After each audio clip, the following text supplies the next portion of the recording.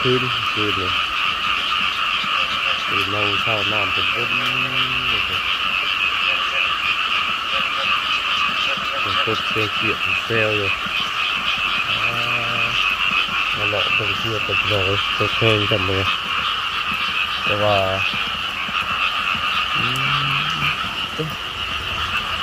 น้ำไหลเต็มรถ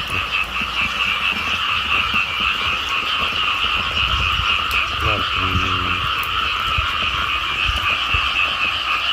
เสียเกียร์เสียห้องนั่นเลยตกขัดตกเลยตกทีเดียว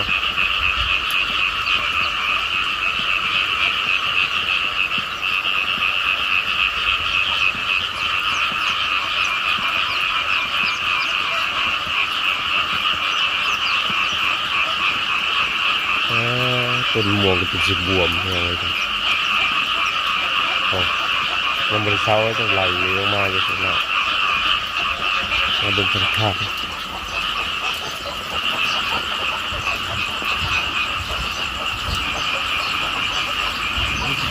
ันจะเสาะมืดอยู่ได้เลยนะทางกันมาสู่ด้านทางเด็ดเลยใครชอบเป็นหมูล้มเนี่ยตกขี่ตกงามมาดิเสียงกบนั่นเนี่ย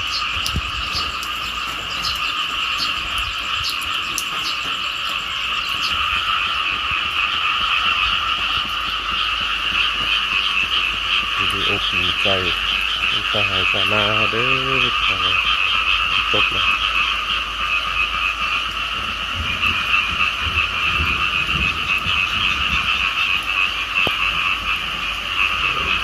มืดเลยกอบมันมันเงาง่ายเลย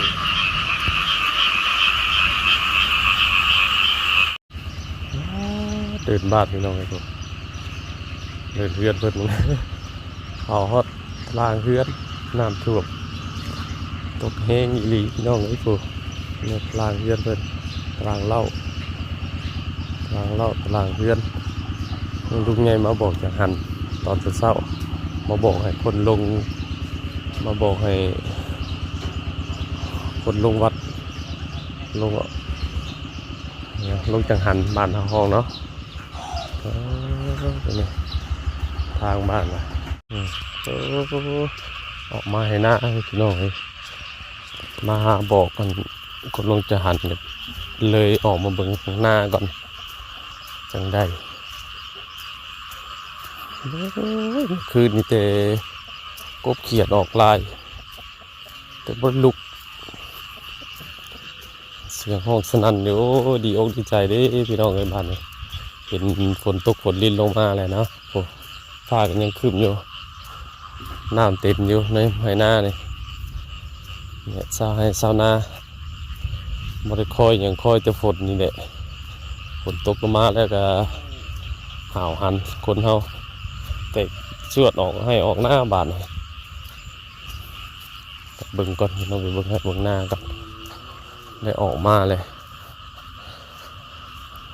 ผู้ท่านได้กล้าได้มุ่งก็คือสิได้บัตรนี่แหละโอ้เสียงกบห้องสนั่นเนี่ย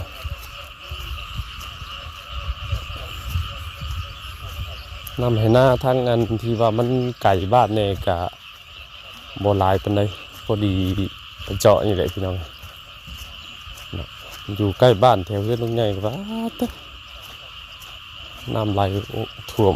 ล้นคันนะแต่ว่าน้ำไก่แบบว่ามันโบมีที่ไหลมาแล้วกะแบบหับน้ำฝนเลยก็สิพอประมาณนี้เลยนี่ให้มีก็มีให้โน่นก็มีเพราะว่าดินมันก็ยังแห้งเขายังกินบ่อิ่มมันก็ทำบ้านกล้าก็เอาทัดกระทับเนี่ยนะฝนตกใหม่ครับนาตรงใหญ่ก็เป็นผู้ดีห้วยผู้ดีคักพี่น้อง พอดีห้วยให้เข่าออกเก็บหอยพี่น้องเอ้ยบาทหอยกวางเป็นราคาโลหนึ่ง40-50 พันกีบ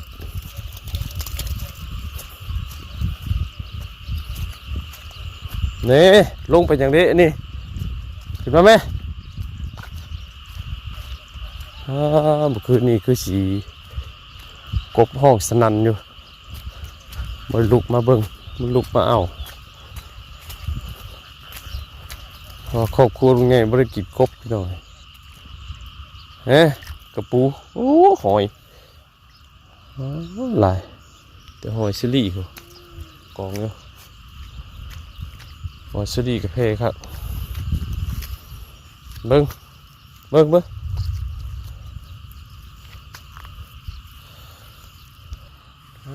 ไข่เขียดพี่น้อง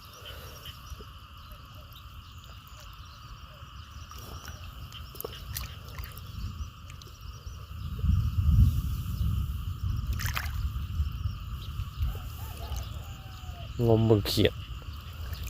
กบตัวเขียดนี่เนี่ยเห็นแวบลงอันนี้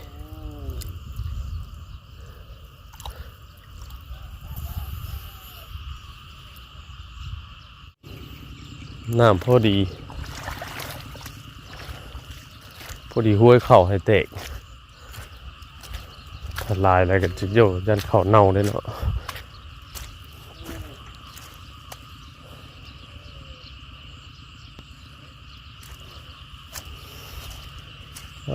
ยังมืดอยู่นี่ตกอยู่ให้ตัวอันที่ไก่บ้านเนี่ยกะประมาณนี้แหละน้ำกะหมดลายไปเลย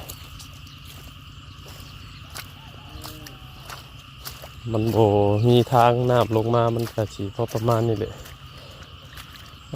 แต่หอยสลีลายครับพี่น้องไอ้ปีนี่มันกะยังหน่วยน้อยอยู่หน่วยมันใหญ่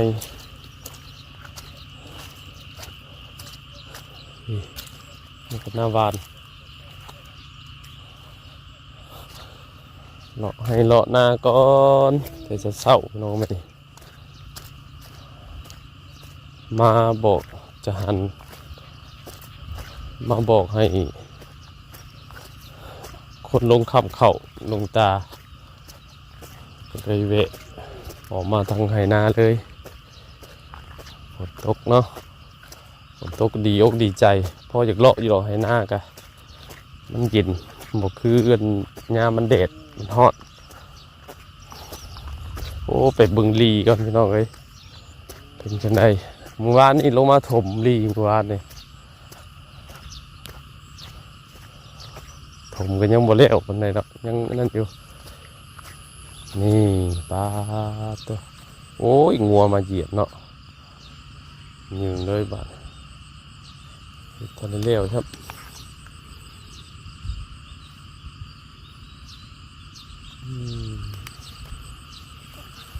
ท่านนี้เลี้ยวอยู่ปลาท่านนี้มาหรอกน้อยผูน้ำกลางห้วยปลาเสียงกบเสียงเขียดห้องเมื่อคืนคือสิลายโอ้ยยังมาเหยียบเนาะผมไม่ไหม้เนี่ยเฮ้ยอะไรก็มิตรจากโลกอยู่ดูบ่เลยพี่น้องเอ้ยน้ำหมดลายเห็ดห่างของกระเจี๊ยบเลี้ยวอยู่เลย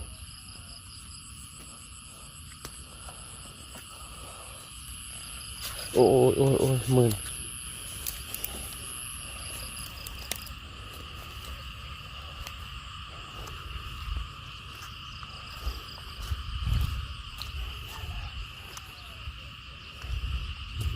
ตกใส่แล้วหลังจากที่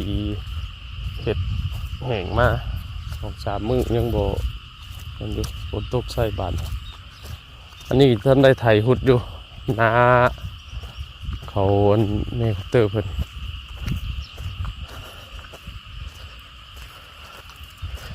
สอนธรรมกตาดนี่แหละพี่น้องเลยหลายภูต้น หากขึ้นบ่ได้มันขึ้นได้ก็เป็นเงินอะไรนี่นะโอ้ต้นนี้ก็เต็มต้นอยู่ต้นนี้ก็เต็มต้นอยู่ต้นนั่นก็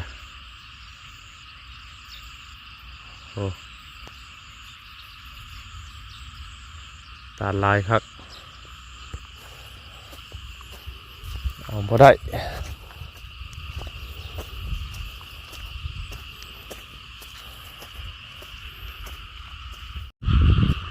หน้าบ้าน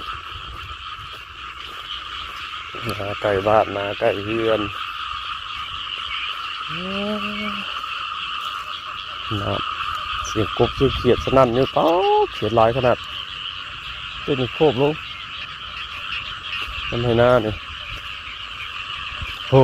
ว้าเขียดลายพี่น้องเอ้ยปีนี้สุดยอดเลย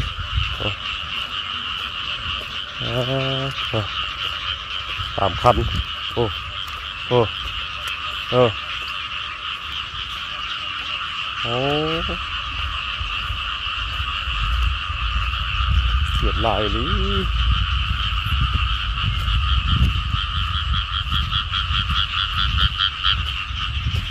โอ้มันลืมว่าแจ้งเขียดลายดิ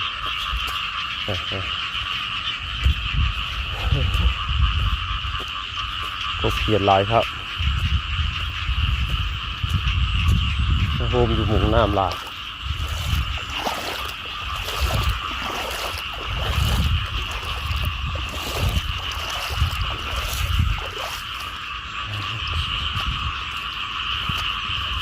โอ้เล่นตาบนี่เขียดลายครับทั้งกบทั้งเขียด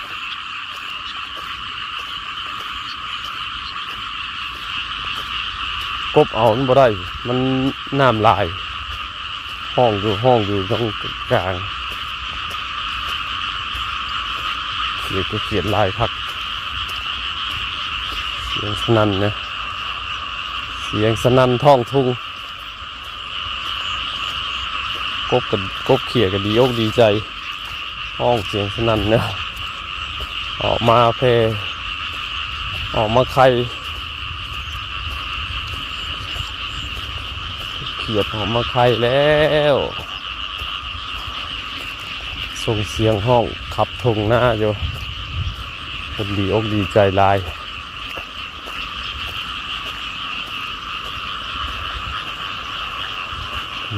เดี๋ยวตกมาอีกกัน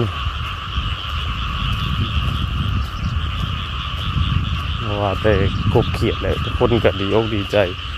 ผมรอแต่ฝนตกอากาศหน่อยคอปเตอร์น้ำท่วมเลยยังมาเป็นเนี่ยน้ำท่วมกาแล้วกาหน่อยเป็นน้ำท่วมแล้ว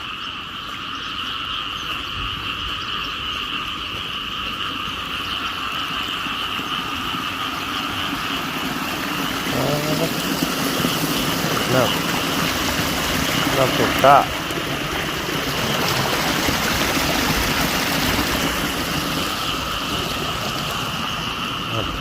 น้ำท่วมก